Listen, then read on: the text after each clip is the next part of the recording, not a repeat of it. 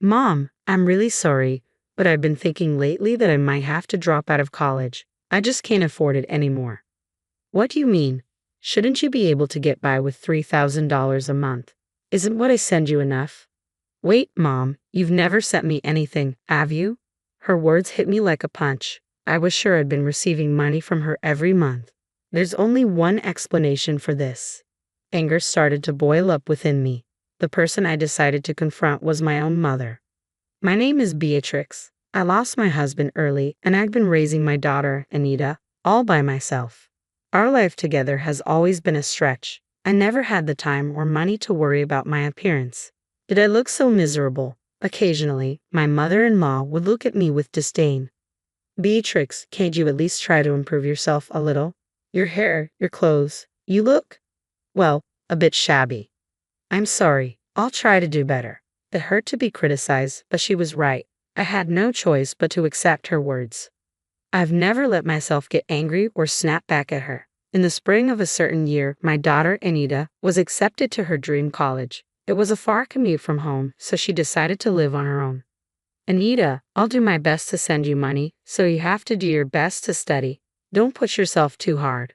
Remember, your health comes first. Mom, that's my line. I'll work part-time too. Don't worry about sending me money. Her thoughtful words filled my heart. Anita had grown up to be such a kind child. Even though our life had been tough compared to her friends and other families, I wanted to support Anita and make her college life as fulfilling as possible. I didn't want her to have to worry about money, so I worked harder than ever before. $3,000 a month, that was my goal. If I could send her that much, she wouldn't have to work a part-time job. My mother-in-law noticed my efforts and spoke to me. So, you're sending money to Anita. Can you really afford it? I hope that doesn't mean less for us. You know we rely on your support. I had always been grateful to my father-in-law when he was alive, and after his death, I continued to support my in-laws out of gratitude. Don't worry, I've taken on more jobs, so I'll still be able to give you your share. Oh, I see. That's fine then. After losing my husband, my income was unstable, and I guess my mother-in-law was worried. I understood her concern, so I never thought about reducing my contribution to my in-laws. Supporting my in-laws and sending money to Anita, it was more than $3,000 in total. Still, I managed to send it all, even if it meant cutting back on my own food and clothing expenses. Working all day and night was tough, but the messages from Anita always encouraged me. Mom, I've made friends. Mom, there's this weird professor, but the class is so interesting. Mom, I didn't do well in class today and got scolded, but I'll keep trying. Reading such innocent messages from Anita, I could sense she was enjoying her college life. Any exhaustion? I felt utterly blown away, a mix of pride and concern swirling within me. I had poured my heart and soul into working hard for Anita's happiness. But as time passed, her messages became sparse until they stopped altogether. A few months later, the cheerful updates ceased entirely. Whenever I reached out in worry, her responses were curt, "I'm okay." Could it be that college life had consumed her, causing her to forget about her mother? Or perhaps she had found a boyfriend and was solely focused on him. One day, lost in such thoughts, my phone rang suddenly. It was Anita. "Hello, Anita. What's up?" It was unusual for her to call. We typically converse face-to-face at home. Even after she moved to college, most of our communication was through text. "Yeah, I'm sorry, Mom. What happened?" Anita sounded down. I could sense something was amiss, so I concentrated on her voice through my smartphone. I ran out of money. I'm thinking maybe I should quit college." Anita's words hit me like a ton of bricks. "What do you mean you're out of money?" "I'm sorry, I tried my best," she said, her voice trembling on the verge of tears. I had faithfully sent her $3,000 every month without fail. It wasn't a lavish amount, but it should have been enough to prevent her from struggling to the point of contemplating dropping out. Besides, she was supposed to be working part-time as well. I couldn't fathom how she could be in such dire straits. Could she have fallen in with the wrong crowd, neglecting her studies to squander her money? I entertained the thought for a moment before shaking it off. No, that's not like Anita. "Anita, it's okay. Take a deep breath and tell me what happened." "Yeah. I was trying to make ends meet with rent, groceries, and my part-time job earnings. I had to dip into my savings, and now that's all gone too. I'm sorry, Mom. I'm really sorry." "Hold on a second. What about the money? I send you every month. That should cover your rent and living expenses, right? No. No matter how I calculated it, the numbers didn't add up. If Anita was spending her salary, my remittances, and even dipping into her savings, something was seriously wrong. But she didn't seem to be lying. Anita, you never sent me any money, did you? Her words hit me like a ton of bricks. That's impossible. I've been sending you $3,000 every month. Did you check properly? Are you sure there's no money in your account? There's nothing. I've been keeping a close eye on my banking. If you'd sent me that much money, I definitely would have noticed. The shock hit me like a punch to the head, leaving me feeling dizzy. It was clear Anita hadn't been receiving the money, and it was causing her a lot of trouble. You don't need to drop out of college. I'll send the money right away, so don't worry. Do you have something to eat today? Are you okay? You're not getting sick, are you? I'm fine. I switched to a job where I get meals, and my friends have been worried about me. They've been sharing some food with me. That's great. You have good friends. We need to thank them next time. But Anita, you're already having a hard time. I don't want you to struggle anymore because of me. So that's why you didn't tell me until the situation got this critical. Thank you. But listen, for me, seeing you in such a difficult situation is much worse. So please leave the rest to me. With that, Anita finally let out her emotions and started crying. I wondered when was the last time I heard her cry like this. After comforting Anita and hanging up the phone, I immediately took action, driven by a growing anger. I decided to confront my mother-in-law, who lived nearby. Oh my, what's the matter, Beatrix? Showing up without a call? How rude. Never mind that. What have you been doing with the money I've been giving you each month? Eh? What money? Of course, that money is for living expenses, she replied, her face momentarily twitching when I mentioned the money for Anita. I'm talking about the money for Anita. I was giving that to you too, right? The remittance to Anita was not directly transferred by me into her account. I've been handing it directly to my mother-in-law, who lives nearby, and she offered to make the transfer herself when she learned it was for Anita. So, I have been giving her an additional $3,000 for Anita's remittance. I would have declined if it was only about transferring the money, but there was a reason I didn't. That's because she said, I want to contribute to my granddaughter too.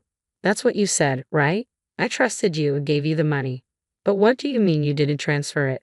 My mother-in-law had convinced me with that, even though she was getting money from me. I thought it was her kindness toward Anita and trusted her.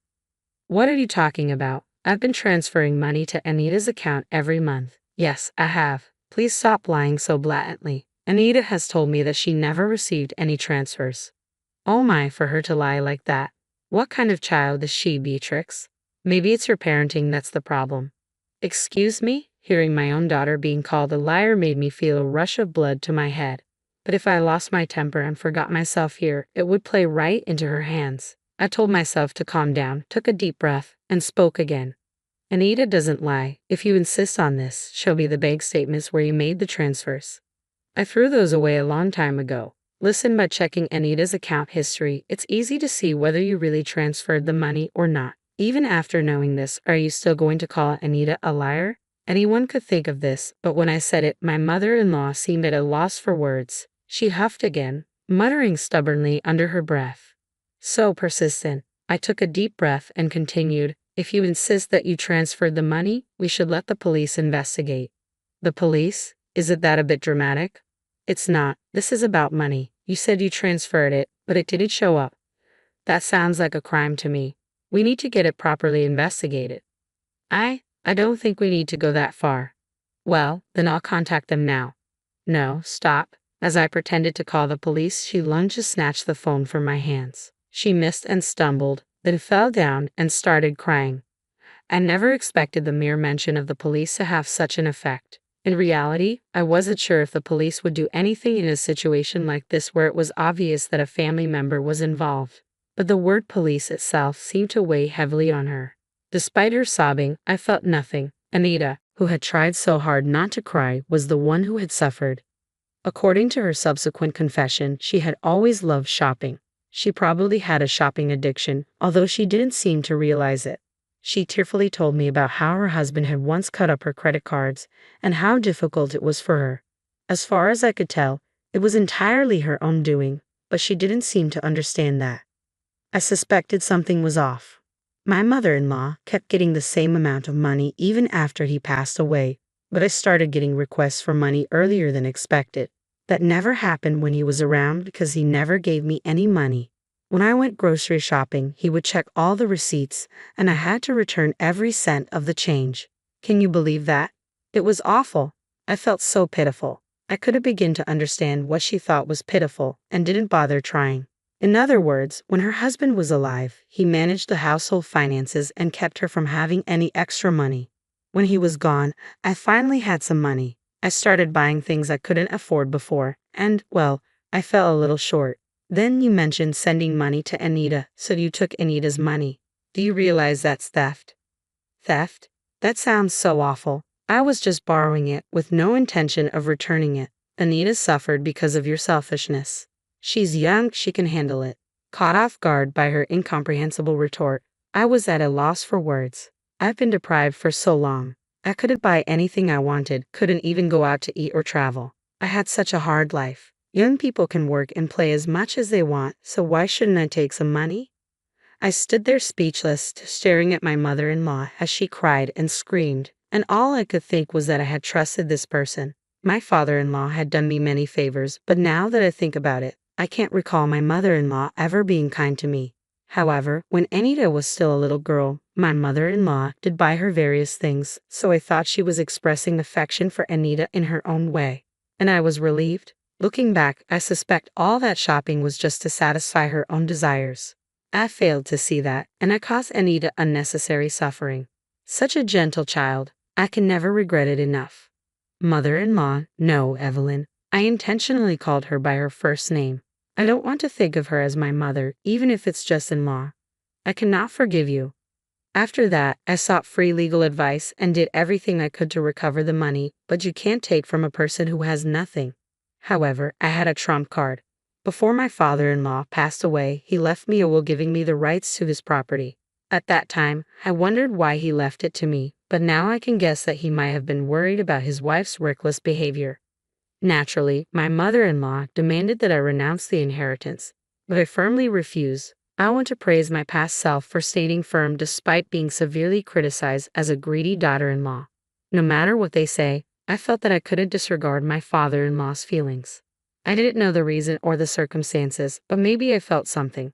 So technically, the house and the land are mine and my mother-in-law is just living there rent-free. I decided to sell the house. That meant the parasitic mother-in-law living there was in the way. So I contacted my mother-in-law's parents.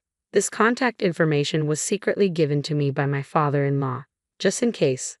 I really admire his foresight. That's why it's such a shame he didn't have a good eye for women. I knew that my mother-in-law had always hated her own family, but the reason became clear when I contacted them.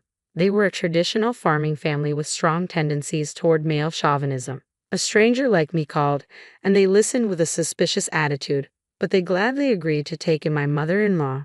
It seemed like they wanted free labor. The conversation progressed quickly, and one day, out of the blue, her family came to pick her up, an event that my mother-in-law couldn't have predicted. I'll never forget the color draining from her face. When I took her brother, who came to pick her up, to her house, now my mother-in-law is doing tough farm work under strict supervision. She can't even go shopping at the supermarket, let alone squander money, and she seems to be living the life without touching money at all. Due to the stress, she seems to have aged quickly and is working every day as a wrinkled, frail, ghost-like figure with white hair. Looking at the recent bank statement of the money I just transferred to Anita, I smiled, thinking that if I saw her at night, I might scream. The house sold easily. It wasn't in a particularly good location, but once I decided I was okay with selling it for a low price, a buyer came forward immediately. The amount was enough to recoup the money wasted by my mother-in-law. I used that money without hesitation for my living expenses, and I sent Anita the money I earned from working. It's all money, but somehow the money I got from selling the house feels tainted, and I didn't like that. I've transferred this month's money just now. With that thought, I quickly texted Anita. Even if I hadn't transferred the money, as long as I had communicated that I had sent it to Anita, she wouldn't have discovered the mistake so late. I regret now for neglecting such simple communication due to my busy schedule. The reply came swiftly, got it? The message full of Anita's usual energy, accompanied by a string of cute emojis. She checked so quickly, but these days it seems you can easily check your bank balance on your mobile phone. I don't understand it at all, so I can only admire the adaptability of the young. Since then, Anita started sending messages frequently again. With the money reliably reaching her, her life must have become stable. It's clear from her texts that she's energetically continuing college without quitting. While I was feeling pleased, another message arrived from Anita. Looking at it, my eyes widened and I broke into a grin. Mom, there's someone I want you to meet. I didn't expect this day to come. It was all worth it. I can't sit around. I need to prepare something good. I changed my plan and headed to a high-end supermarket I don't usually go to. Since I no longer have to send money to my mother-in-law, there's a bit more wiggle room in my life. I've even been able to quit a few of the jobs I was juggling. I wondered what kind of food my daughter's partner likes.